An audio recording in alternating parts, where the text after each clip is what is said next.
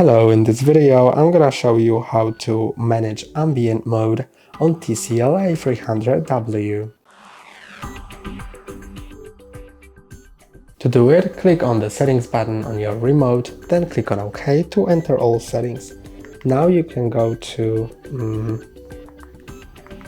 System, Ambient Mode, and in Ambient Mode you can click on Start Now to access ambient mode. You can also change channels to Google Photos, Art Gallery or Experimental.